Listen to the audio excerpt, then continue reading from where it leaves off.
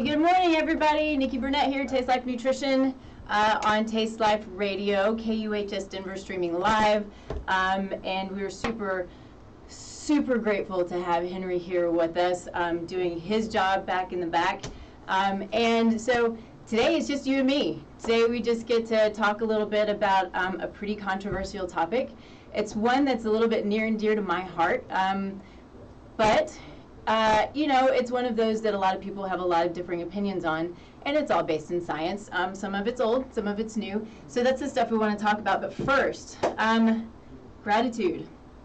Actually, no, first, what is this show about? So if this is your first time tuning in, I'm a functional nutritionist. Taste Life Nutrition is my company. It's my little practice. And, you know, the goal of this show is to have a lot of fun, but talk about truth. We want to talk about the science of nutrition. We want to talk about the science of health. We want to talk about what it is to be well and what it is to be your own advocate and what it is to find truth in the science. And, you know, all of this is to empower you to dig into who you are, what you need for you, because you're unique. I can't talk. You're unique, you're different than everybody else. The same thing is not good for you, that's good for other people, and vice versa. So we really want to just empower you to take action, be your own advocate, find the information. The things that I say here is all as truthful as I know it to be, to the best of my ability, based in the science and based in facts, which we know changes on a daily basis, right? It changes all the time.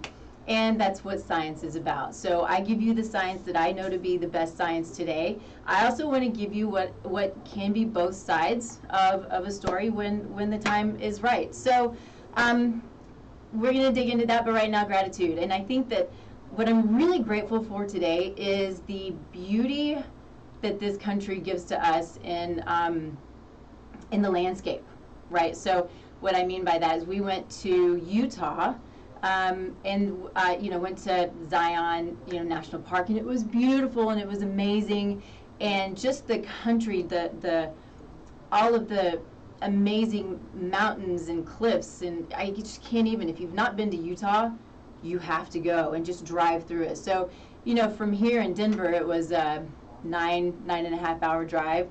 So we literally did not turn the radio on. We talked, we took pictures, we looked at the scenery because it is fascinating. One of the things we did, though, on the way is we went to a place called Canyon of the Ancients Guest Ranch.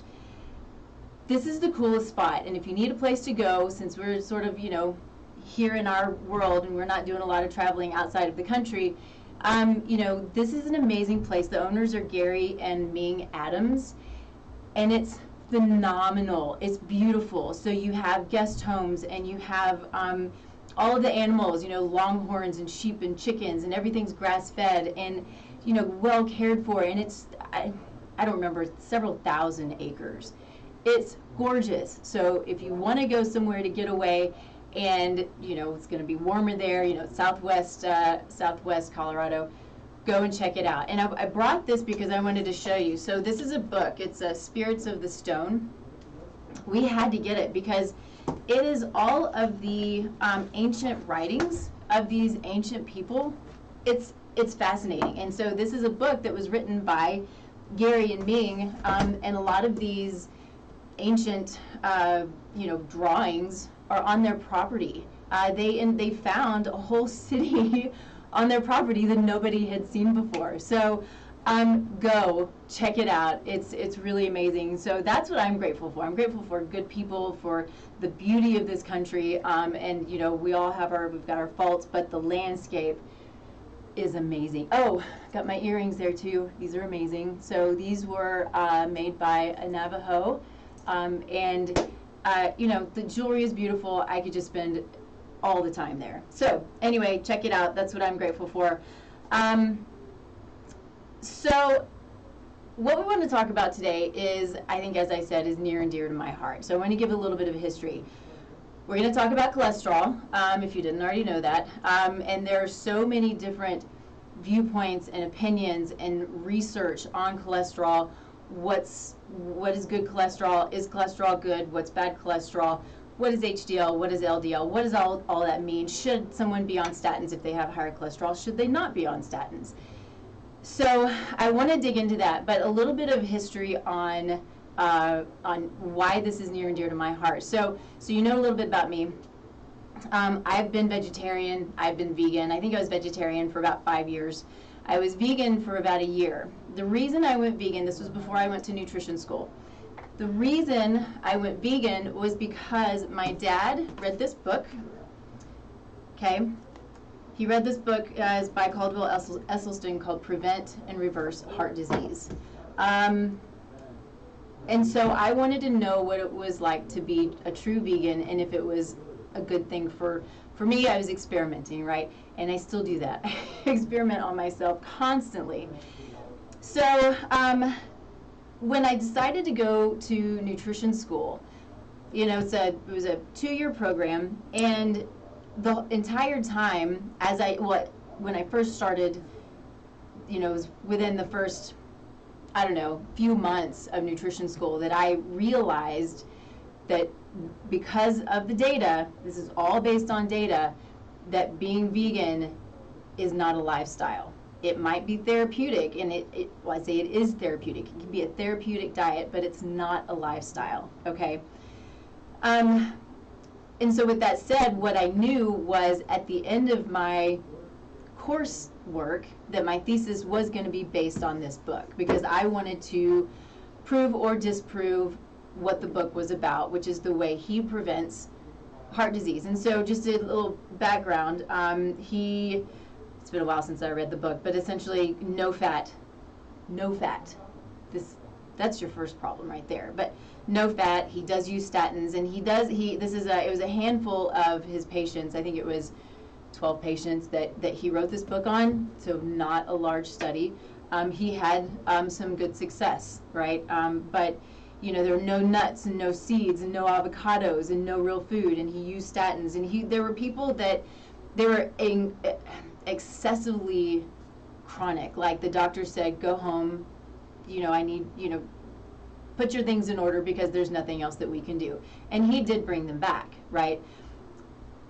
But he is also saying that this should be a lifestyle, which is that's the main part that I don't agree with, and we'll dig into that. So with that said, my thesis was written on this book, and the other thing I want to make sure of is that my goal in this conversation is that you know that I am not a medical doctor. This is not medical advice, but it's a hope that maybe you learn some things. If you don't, great, and you take it and you run with it and do what you feel you need to do with it, right? So you take the information, you do your own research. That's why I brought in some books that you can use as resources, and you know, and dig into it for yourself. Find the practitioners who you trust, who are going to give you the best advice based on what you know. So take what I say, do your own research. You have to be, I have to be, we all have to be our own advocate. We have to learn as much as we can, or find someone who's trusted who can help guide us in those situations. You know, cholesterol, as I said, it's, you know, we all know what it is, but what it does, how it reacts in the body, what we need it for, those are all the things that can be, you know, fairly controversial. So, all right, let's move into, you know, what cholesterol is. And so most of the cholesterol that we form in our body is literally formed by the body. We get very little cholesterol from the diet. So when somebody tells you don't eat eggs because it's high in cholesterol, it's not going to affect your cholesterol, not your serum cholesterol, right? So the liver makes most of your cholesterol. There are other cells that make some cholesterol as well. So most of your cholesterol is made by the body. Very small amount may affect serum cholesterol, but like almost none, okay? So eggs are fine. Eggs are good for you unless you have sensitivities to them, right? This is not a blanket statement for everybody, but eggs are good for some. They're not going to affect your cholesterol, but they are not good for people who have allergies to eggs or sensitivities to eggs. So know your body, right? Okay, so a couple of things that I think we want to talk about that I think is really important in starting this conversation is understanding LDL and HDL, because what we hear in mainstream medicine, mainstream media, we hear it everywhere, and I'm so tired of hearing this. It makes me crazy. But what we hear is LDL cholesterol is bad, HDL cholesterol is good. Now, for one, HDL is not a cholesterol. LDL is not a cholesterol. HDL and LDL are carriers of cholesterol. That's all they are. They're carriers of cholesterol. So, LDL carries cholesterol to the tissue.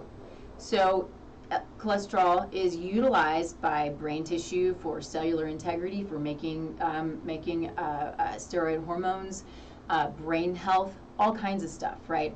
So having cholesterol brought to the tissues is very important. We have to have cholesterol coming in to our tissues, okay? What HDL does is it carries cholesterol away from the tissues. So cholesterol can become oxidized, which is a problem, so we want it removed, and so then the HDL takes it in order to be recycled or to be eliminated, right?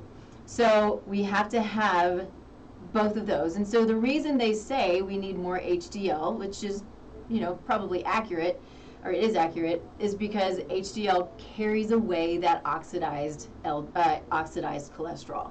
That's important, okay? But understanding how important it is to have both of those. Now, what's also just as important is when we have say we have a comprehensive metabolic panel run, which gives us a full lipid panel, or if it's just a full lipid panel, doesn't matter. Usually what it looks like, or what it looks at, is going to be LDL, HDL, total cholesterol, triglycerides, and maybe VLDL, right? VLDL being very low density lipoprotein. So all of those things are important, but it doesn't give us the entire story. Far from it, okay? So what's important when we're looking at cholesterol is looking at what we call the particle size. So the particle size of cholesterol is not something that's typically run on a comprehensive metabolic panel. Some practitioners run it. Mostly when I see it run is, and this is only my little practice, what my little world, what I see, but most of the time it's run, I think the cardiologists run it, but it's mostly run in functional medicine. And I run it when I have somebody who is concerned about, their cardiovascular risk factors, they have family history of cardiovascular disease, then we want to look at the particle sizes to truly understand what the cholesterol is that's going on in their body, okay? So when I say that, what we're looking at, let's see, I have a note here. I want to make sure I'm giving you all of the information that I want to give you. So when we're looking at particle sizes, what we want to see, and it shows in the numbers, is we have HDL that's supposed to have, they call it large buoyant particles, okay? Same with LDL. We want them to be large buoyant particles. So what can happen though, due to excess sugar, due to unhealthy fats and oils, say canola oil, the American Heart Association recommends canola oil, saying it's heart healthy. I'm going to tell you, don't have to believe me, do the research yourself. Canola oil is incredibly and excessively inflammatory. You must stay away from canola oil. I cannot express that enough. Very important to stay away from canola oil. And then all other vegetable oils. You got your oils, you got your cottonseed oil, your vegetable oils, your corn oil, all of those are incredibly toxic. So just don't do it, right? And we'll get into the foods here in a little bit. But I think it's important to note, and I have heard it on, Pandora, the commercials on Pandora, as recently as, 6 months ago or something, talking about, the commercials saying canola oil is heart healthy. Oh, it's awful stuff. Okay. So what can happen due to these nasty oils and sugar, they all create inflammation. Inflammation takes those particles and it oxidizes them. So those particles can end up being small and dense. So they're small, dense particles, they're oxidized, that creates an atherogenic type of cholesterol, okay? So looking at those numbers, understanding the inflammatory markers, really important to understand inflammatory markers. There are multiple inflammatory markers because if you have inflammation, then then it can create atherogenic cholesterol particles. Okay, so know your particle sizes. Don't just look at this. The lipid panel is good, but it's not the whole story. And that's what we want, and that's what we do. It's what I do in functional nutrition. It's what functional medicine does. And you know, more and more people are, you know, practitioners are moving into really trying to understand what's the underlying cause. But that's what functional medicine, functional nutrition is based in. It's the underlying cause. Why do you have the oxidized, small, dense particles? What's the inflammation coming from? Could it be infection? Could it be, you know, a number of things? You know, so often I see infection, but is it the foods you're eating? You know, like I said, the fats and the sugars create lots and lots of inflammation.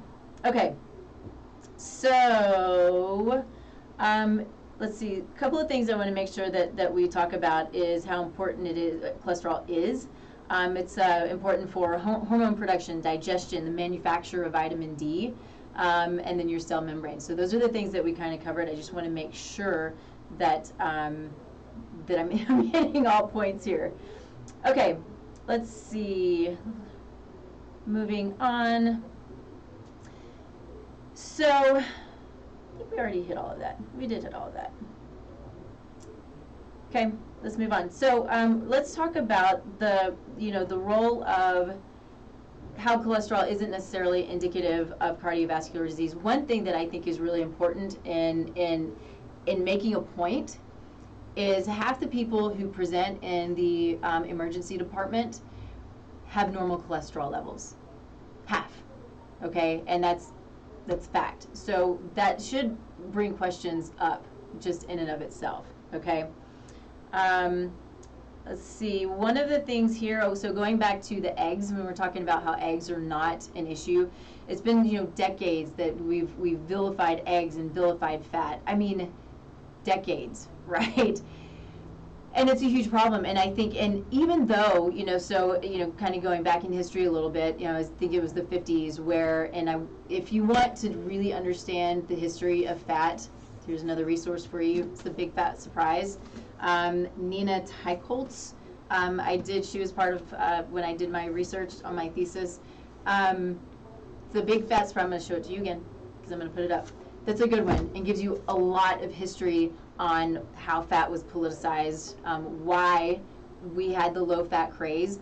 And just for your information, as we had the low-fat craze, people went low-fat thinking it was going to help their cardiovascular disease or prevent cardiovascular disease.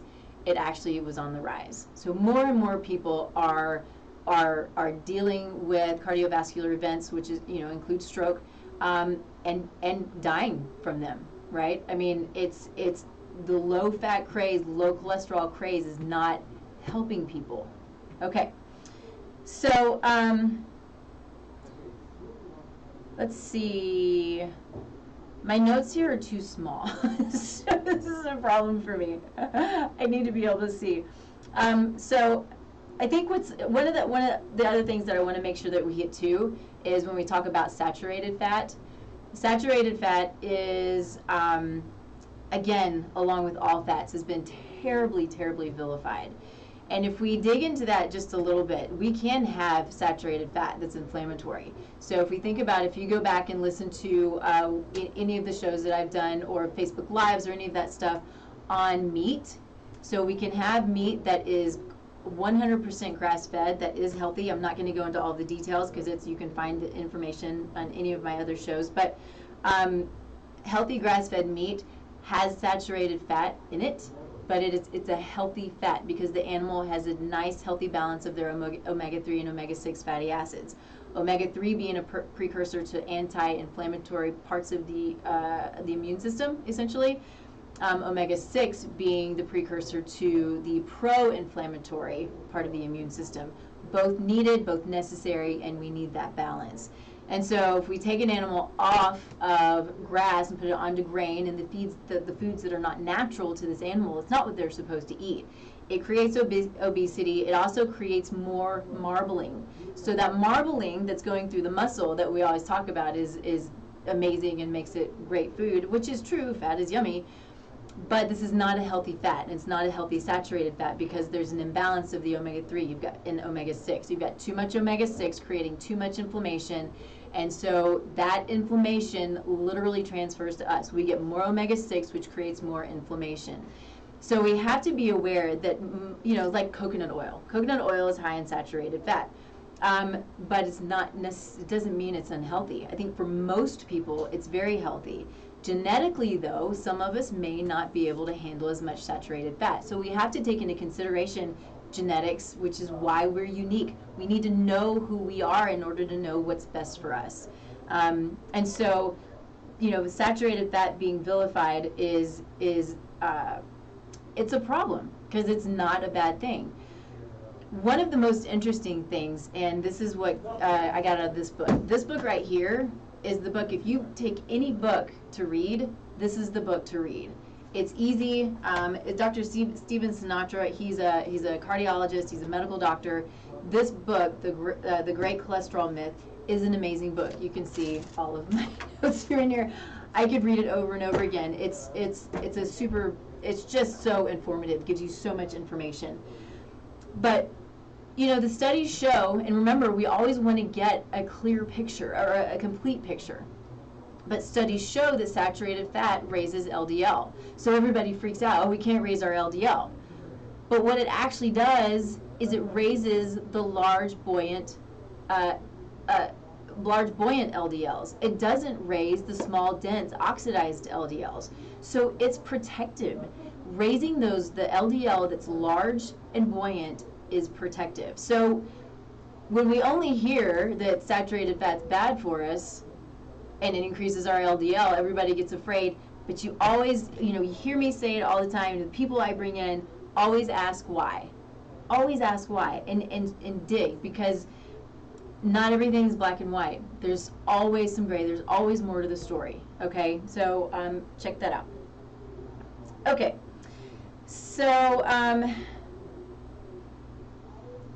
couple of points that I want to make here that are data points that I think are really important in sort of continuing to make the point when it comes to the need for cholesterol is adults over the age of 60 with higher LDL levels generally live longer.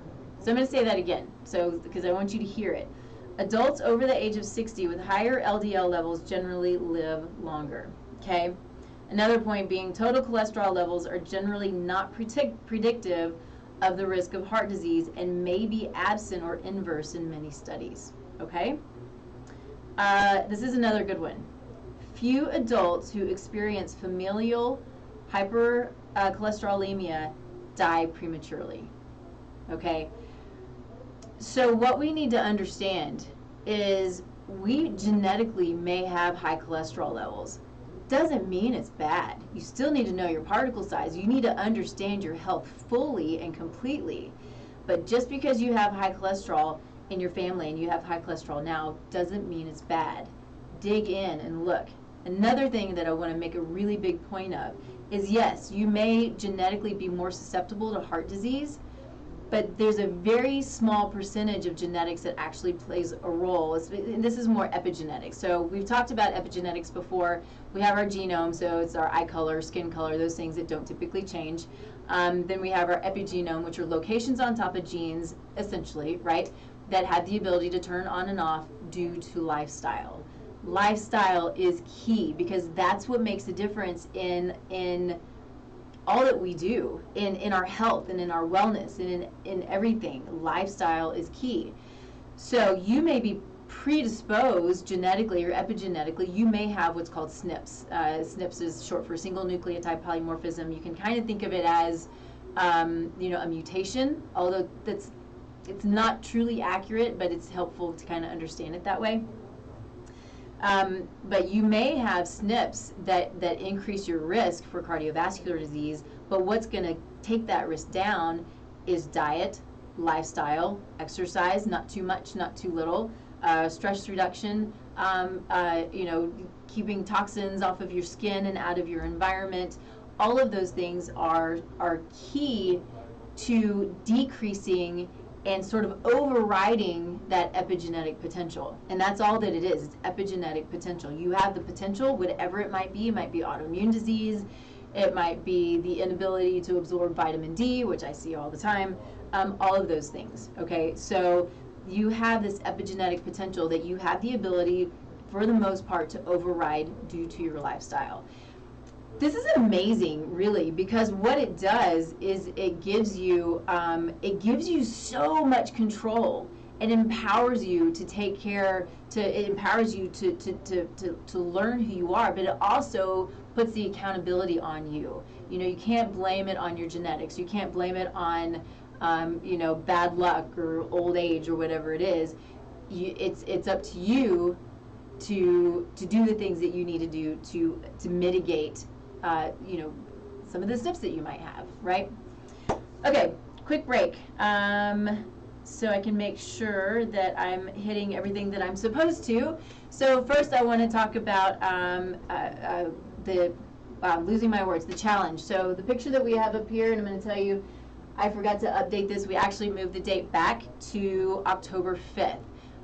It's our first one, so, you know, just trying to, it's kind of a challenge getting through some of these new things. But this week I put up our link to the challenge. So it's you might recognize some of the people in this photo. This is Dr. Lynn and Dr. Sam McDonald. They have a show on tomorrow, and I'll be on their show with them tomorrow, and we'll be talking again about this program that we're doing. So we're doing the 5-day challenge that leads up to this really amazing program that has a lot to do with the stuff that we're talking about today.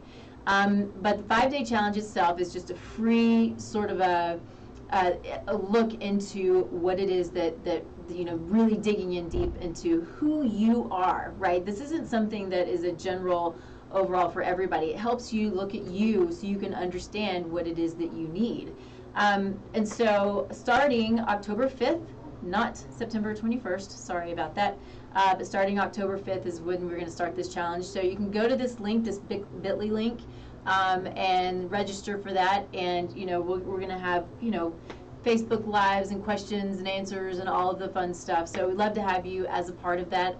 The three of us are doing this together. And so we've had an amazing time doing it. It's been a huge learning process for sure, but it's been a lot of fun. So go to that. We'd love to see you take part in that. Also want to talk about Rightful. So Rightful is a supplement company that I love and I appreciate. They are a pain management supplement. It's turmeric and some CBD and some ashwagandha and some different things to help support pain. It helps to support sleep. It helps to support focus. It's a really great product. It's a liquid product based in coconut milk.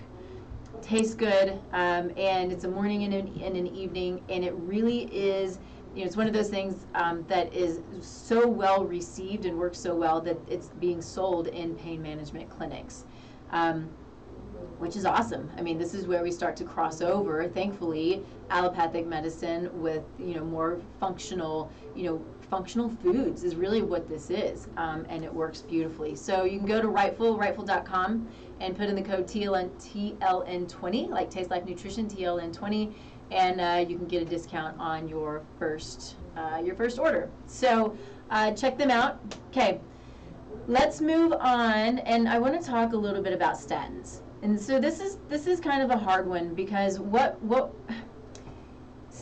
drugs have a place. I am fully on board with drugs having a place in our society. They can save lives. They are really important in a lot of situations, but I do believe that they're overused. And I also believe that there are situations when money plays too big a part in this. And so one of the quotes that I have here is, it's an interesting one, but you know, it's like, again, this is from a review, so this is not me. Evidence supporting the use of cholesterol lowering statin drugs to lower your risk of heart disease is slim to none, and is likely more than the manufactured work of statin makers. At least that's the implied conclusion of a scientific review published in the Expert Review of Clinical Pharmacology in 2018. Okay. I'm going to finish reading this. I think it's important. The 2018 review identified significant flaws in 3 recent studies published by statin advocates. Okay, who are statin advocates? Usually the statin companies, right? Attempting to validate the current dogma. The paper presents substantial evidence that total cholesterol and low-density lipoprotein LDL cholesterol levels are not an indication of heart disease risk, and that statin treatment is of doubtful benefit as a form of primary prevention for this reason. Now, that's a really important point right there, is the primary prevention. So, primary prevention meaning you have not had a cardiovascular event, you have been diagnosed with high cholesterol, right, whatever that means to whomever. I didn't get to tell you when I was like 20, I don't know, 23, 24, 25, my cholesterol was a little bit elevated, and they recommended statins to me. I was floored. Of course, I didn't do it. Anyway, it still kind of just makes me just crazy angry to even think about that. But primary prevention is when you have not had a cardiovascular event, okay? So part of one of the reasons too that I decided to do this show today on cholesterol was I had a friend come to me who is a younger guy, and he's been on statins now for 4 years, and his levels are increasing, and he's trying to figure out why, and they want to raise his dosing. So, you know, we had this discussion, kind of like what I'm doing, you know, with you right now. I had the discussion about what cholesterol is, why we do it. But the thing that we need to make sure that you're understanding as I go through this, and as I told him, is you listen to the information and you make your choices, right? I'm not here to change your mind. I'm here to give you the information backed by science, okay? And so in moving forward with that, what I've read, and it's in this book, and my understanding is probably in this one too. This is another one by Stephen Sinatra, Reverse Heart Disease Now, okay? I love Stephen Sinatra. I think he is absolutely amazing at what he does. You can follow him. I have, you know, no ties to him at all, except I just think he's super cool. But when statins, and what he says when he uses statins, is when somebody has already had a cardiovascular event, okay? That's when it's necessary. The interesting thing about statins is, you know, they can create lots of problems, and we'll get into some of those things. They'll create lots of problems, but it is anti-inflammatory. So statins bring down the cholesterol, but they're also anti-inflammatory. So when you have somebody who has had a cardiovascular event, there's obvious inflammation which needs to be addressed. And so, and I also believe that if there you know, the rules and the laws that have to be followed when someone's had a cardiovascular event, and it is written that, I'm pretty sure that this is correct. I'm no longer in the hospital. I've been in pharma. I sold pharmaceuticals, but I'm pretty sure that there is a standard of care where if you've had a cardiovascular event, you have to prescribe statins. I think you have to do it. If you don't, I think there's potential for a lawsuit. I believe that's right. But I think that's a time when maybe statins are important, is after a cardiovascular event. What I don't know if it's necessary long term. I think they do it long term, and maybe it is. And that's just something that I don't know. So again, going and understanding for yourself and for your own needs and what your body requires, and going to people who you trust to give you the right and the solid information. Okay. Okay, so let's talk about the dangers of statins. At this point, this is crazy. It's showing, drugs.com show that there are 35 million people on statins, and they often experience side effects. It's just what they do. I'll tell you, my dad's on a statin. He had a stent placed, and of course they put him on a statin. Again, I think that's standard of care. But severe fatigue is what he's experienced, and so you know, he's working through that. But it's hard, and that is what happens. And so some doctors, before being put on statin, will want to do a baseline liver panel. which I think is important, because what statins do is they're stopping, the liver, we talked about this, the liver produces cholesterol, and so statins are going to affect the production of cholesterol in the liver. And so, they can create liver damage. And so your liver enzymes may go up. If liver enzymes go up, it's cellular death, right? There are hepatic cells that are dying. So, that's not really something you want. You want your liver fully intact as best as you can. It's pretty important for detoxification and so forth. So, other things that people can experience: headaches, muscle pain, lower back pain, side pain, congestion, stuffiness, runny nose, sleep difficulty, constipation, hoarseness.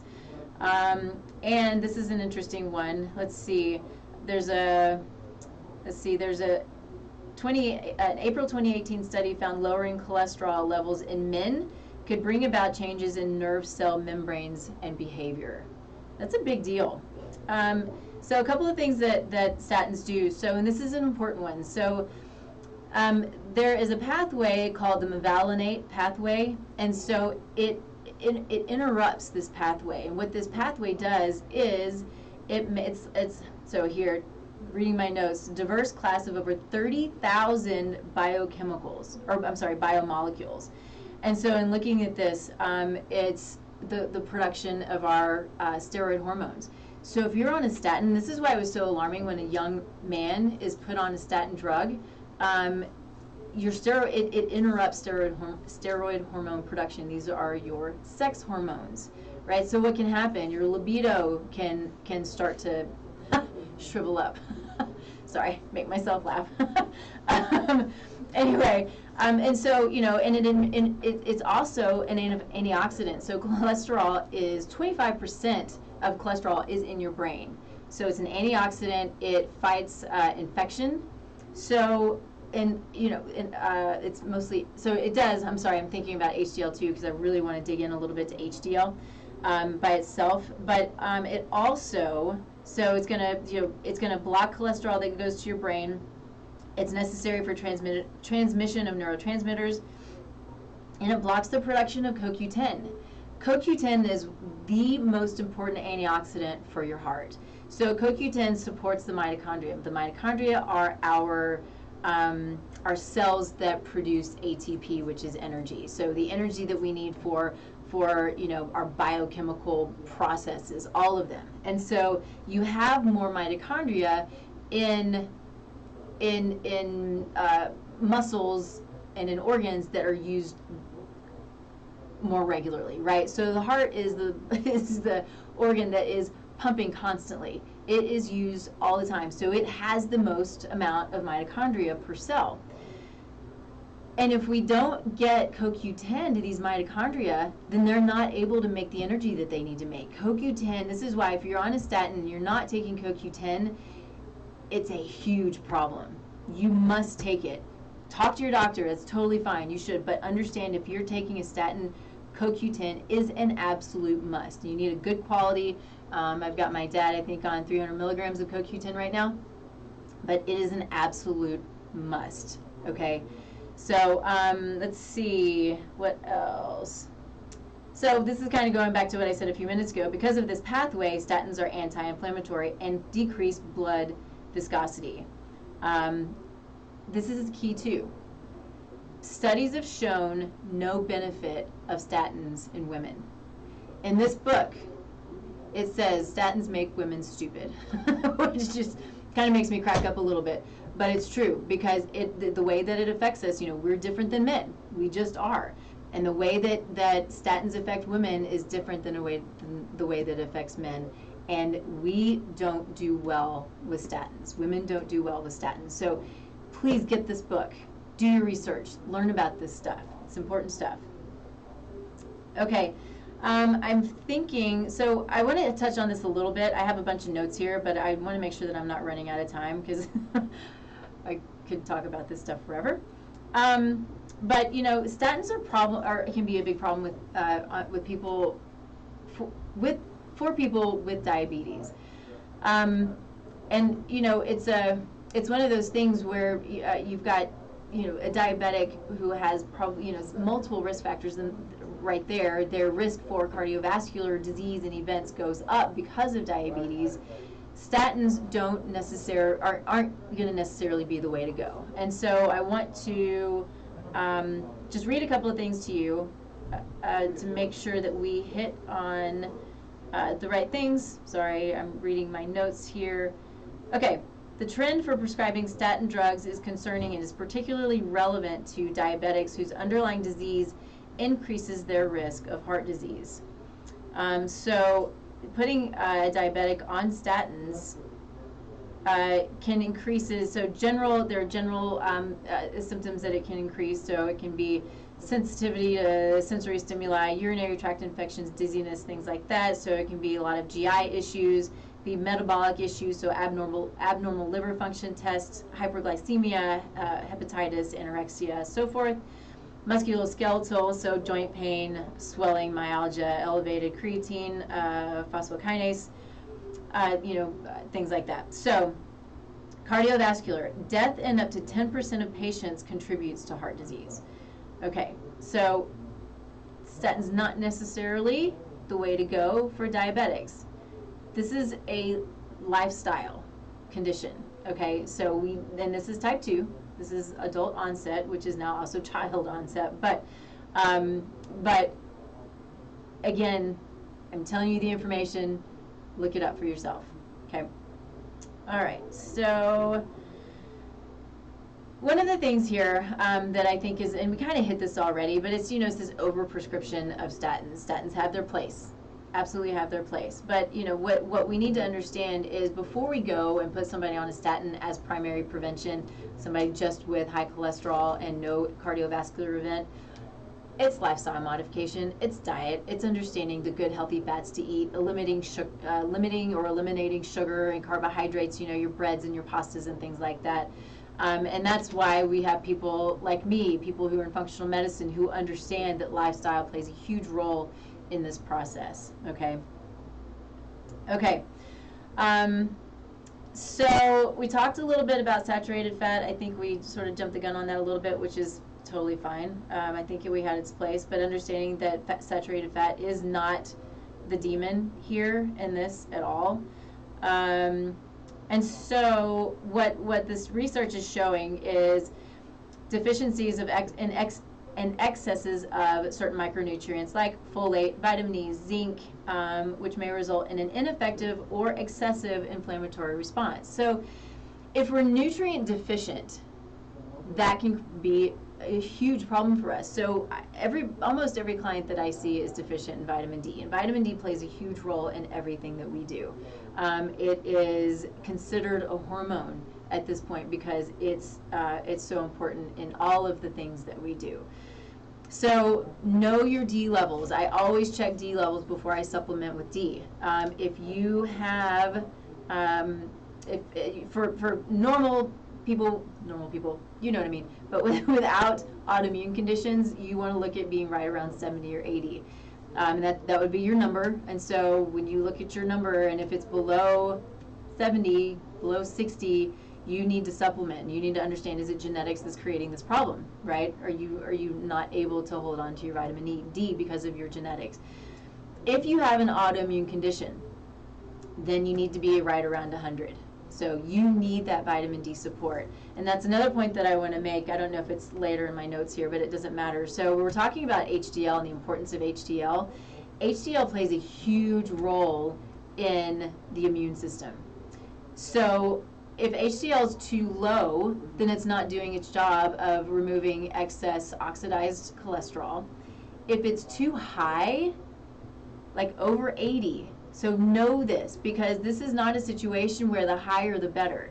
And I've seen my clients come in who are sitting at 80 or 100, and everybody's like, yay, your HDL is amazing, when what actually is happening is there's a problem. It's an immune response. It's too much. So you're sitting over 80. What I start to think is autoimmune disease. Autoimmune disease. What's happening? What's going on here? Why is HDL playing such a big role here? There's a problem. Okay. So that's a really, really important point to understand when you get your lipid panel done. This is why, a basic lipid panel without particle sizes is helpful.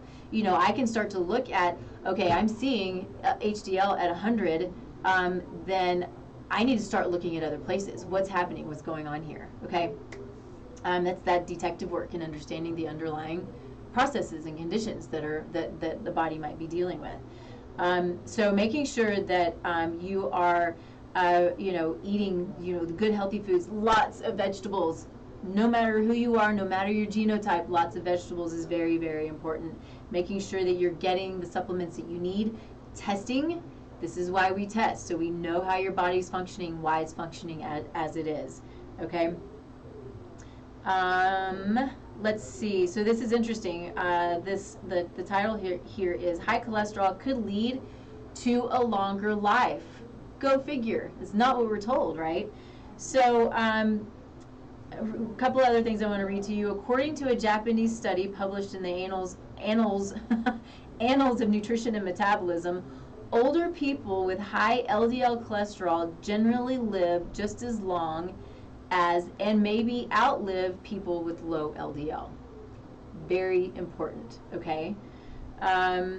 So, and another important point to this is while the reasoning behind it, they're still trying to understand the reasoning behind it, there are some factors that could be at play, which is cholesterol may protect against infections and atherosclerosis, as the many observations that conflict with the LDL receptor hypothesis may be explained by the idea that high serum cholesterol and high LDL is protective against infection and atherosclerosis. So, all of that to say that LDL also is protective. So if there's an infection going on, you need to have LDL and HDL to help to protect and to be an antioxidant and help against infection. And so levels lower than 160 have increased likelihood of infection and dying from infection. Okay. The body is very precise at regulating cholesterol. It knows what it's doing. So how much do we really want to interfere with that? Okay, as long as we are watching our lifestyle decisions. LDL has the ability to inactivate more than 90% of harmful bacteria in the body. Huge. That's huge. Let's see. Cholesterol may protect against cancer. Let's see. Okay, so low cholesterol below 180, and this is total cholesterol, and violence in psychiatric patients have been linked. There's also an association between low cholesterol and suicide dating back more than a decade. Okay, so we're looking at cholesterol affecting our brain because there's so much cholesterol that the brain needs and utilizes. Okay, I think most of this we have been through. So yeah, I guess additionally, which is a really important point, another thing that's on the rise, Alzheimer's disease. What a scary condition, right? It's a really scary disease. Lots and lots of factors play into the development of Alzheimer's disease and dementia. It's not going to be just one thing. There are many factors. But understanding Alzheimer's disease can be reversed. So know this. If you're dealing with it, if you have a family member or friend dealing with Alzheimer's, know that there is the ability for it to be reversed. Okay, this is fairly new, but it's happening. So find somebody who can help you. Okay, and so let's see. A number of studies have demonstrated that the importance of higher cholesterol for the prevention of Alzheimer's. Sorry, I'm not reading this very well, but higher cholesterol can help to prevent and safeguard the brain, right? Protecting from Alzheimer's disease. I think I want to skip over this. I'm really afraid I'm going to run out of time here. But I think, this section here, we're talking about iron and iron overload. A lot of people, when we talk about iron and we see iron, we get, our labs done and we get our iron tested. We typically think of anemia. We don't have enough iron, and it's particularly prevalent in menstruating women. and then of course those who don't eat red meat. So what is really more of a problem though is iron overload, which, so if you have iron overload, iron can be oxidized, which is inflammatory, and it can create a really big problem. So it can be genetic. The best way to rid, if you have a genetic potential toward, it's called hemochromatosis if you don't already know it, but if you have that genetic potential, then the best way to lower your iron is just to go and donate your blood. So do that. But understanding that it is really important to know your iron levels. And also there's in a cardiometabolic panel, there's a lab called GGT. GGT can also be important in understanding where your iron is, and if it's elevated, if it's oxidized and creating more of a problem, which could lead to cardiovascular risk factors. So it's iron and ferritin that are two of those. Ferritin being a acute phase reactant. It's acute phase reactant, which means, you know, if there are a number of these that are considered acute phase reactants. They can be higher, they can be lower. So for ferritin, if it's elevated, it's considered a problem, and you want to address it immediately. You want to understand why ferritin is elevated. Okay, so making sure you keep your levels in check. I forgot, I got to take another break. We got to talk about our other sponsor, Zymogen. So Zymogen is a great company. I use them all the time. I don't use just one company because they all have all the professional lines that I use, because that's what I use. They're all professional. But they have things that I need for different clients because everybody's unique.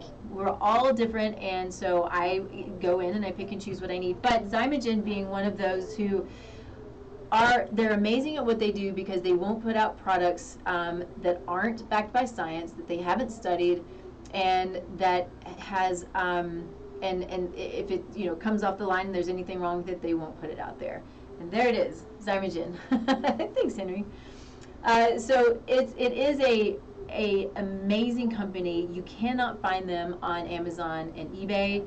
I tell you not to buy your supplements on Amazon or eBay, because they're often not the right supplements, not the same thing, which can be seriously damaging. So great company. You can go to my website and click on the link and put in the code radio5 for a discount. And you can check out all the products they have. They have products for pretty much all parts of the body. So check them out. It's good stuff. I am a huge fan. Okay. So when it comes to diet and lifestyle, one of the things that we want to make sure, and we hit on this a little bit, but making sure that we're balancing our omega-3, omega-6 fatty acids. We have to have both. But in life, when we eat too much processed food, we're eating, cows and, other animals that are not fully pastured, not 100% pastured. They're taken off and they're given things that are not good for them, so it increases their omega-6, which is going to increase our omega-6 when we eat them. So we have a lot of this chronic fire that's just constantly burning, this inflammation that creates really, really huge problems like cardiovascular disease, like heart attacks, like strokes, right? That we want to make sure that we're keeping our inflammation down. So we want to check our essential fatty acids. We always want to know where omega-3s and omega-6s are. And so you get those from fish, good healthy smaller fish, salmon, anchovies, artichokes, think smash. Salmon, mackerel, anchovies, sardines, and herring are your best sources. They're small, they don't hold on to a lot of the toxins like your big fish like tuna do. Staying away from the oils, stay away from canola oil, cottonseed oil, corn oil. Those are highly inflammatory. Make sure your D's in the right place. You also want to make sure that your K2 is super important for cardiovascular disease. You don't want to take vitamin D for a long period of time without taking it with K2, okay? So when I put people on vitamin D, I raise their levels quickly, and then I switch them over to an ADEK supplement, so all of the fat-soluble nutrients together, because they work in harmony together. Getting good sleep, getting good regular exercise, not pushing yourself too much, but not moving, not moving. So move, if you sit at a desk all day, get up, move around, do some jumping jacks, do some sit-ups, move the body. It's meant to move, okay? Magnesium, huge. So many of us are deficient in magnesium, and it's so important for multiple biochemical processes, but also for cardiovascular health. We have to have magnesium, and we're all very deficient. So knowing where that is, making sure you're getting it, and making sure you're getting the right form. There are multiple forms. You can do a citrate. It's going to help with the cardiovascular system, but it also is going to pull water into the bowels, and it'll loosen the stools up, which is a good thing too, because you get to a point where they're a little bit loose, you know you're at your point, so you're getting the amount that you need. So there are other forms, we don't need to get into that right now, but other forms do different things. Magnesium is super important. Be sure that you're getting enough of it. You know, I think we hit this enough. We talked about inflammation. So, but there are things like hyperinsulinemia. Say that 10 times, or even 2 times. So this is an excess of insulin in the blood triggered by a diet high in carbohydrates. We don't need high carbohydrate diets. We're not meant to eat high carbohydrate diets. Now, some people need more carbs and some people need less. This all depends on genetics, right? So knowing your genetics and knowing what your body needs can be a big deal when it comes to knowing the food that you need. I'm a low protein, low fat, low carb. I eat protein, I eat fat, and I eat carbs. All my carbs mostly come from vegetables. My husband is high fat, high protein, lower carb, and so he still eats lots of vegetables though. We keep you know, the breads and the pastas to a minimum. I mostly do that. He's still a bread and pasta guy, but we try to keep him as healthy as we can, right? Okay. Let's see, we hit on that. I think we talked enough about vegetable oil, understanding that it is excessively atherogenic and toxic and inflammatory. Okay, so again, no canola oil.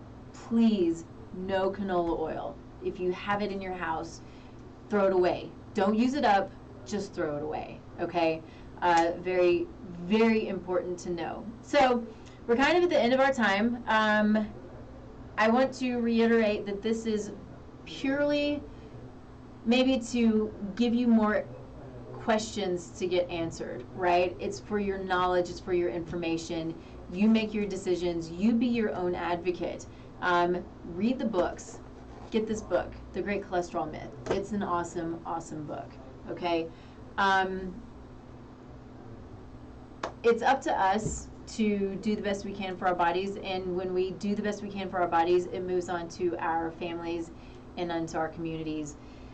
We need to pay attention to that because we need healthy communities. I feel like we're slipping a little bit. I'm grateful to be a part of the functional medicine world as a functional nutritionist, and so we're really starting to push the awareness and the accountability, and then digging for answers instead of just covering up with a drug. And again, drugs sometimes are good, but not all the time. So it's always, almost always in our best interest to look at lifestyle factors first, or drugs for a short period of time. As you start to alter lifestyle factors, then hopefully you can wean yourself off, depending on what it is. Allopathic medicine is amazing for acute care. It is amazing for acute care. People live through heart attacks and strokes because of allopathic medicine and the drugs, and the amazing steps forward that we take when it comes to acute care. But then managing chronic conditions is a little bit of a different story. This is where functional medicine, functional nutrition shines. So again, if you ever have, even if there are topics that you want me to cover, post them in the Facebook page, because I would love to hear if you have questions, if there's a way that if there's something that I can do to help, then post them. My website is tastelifenutrition.com. It's Taste Life Nutrition on all the social media. We have the Supercharge Your Immune System Challenge coming up. That's going to be a lot of fun. So that's October 5th. And I'll be on the show with Dr. Lynn and Dr. Sam tomorrow at 2:30. And we'll be talking about the program some more there. So go to the link, sign up. Thank you for joining me. This is, a topic near and dear to my heart, and I think it's an important one to talk about as much as we can. So Hope you all have a wonderful day and a wonderful weekend. Thanks.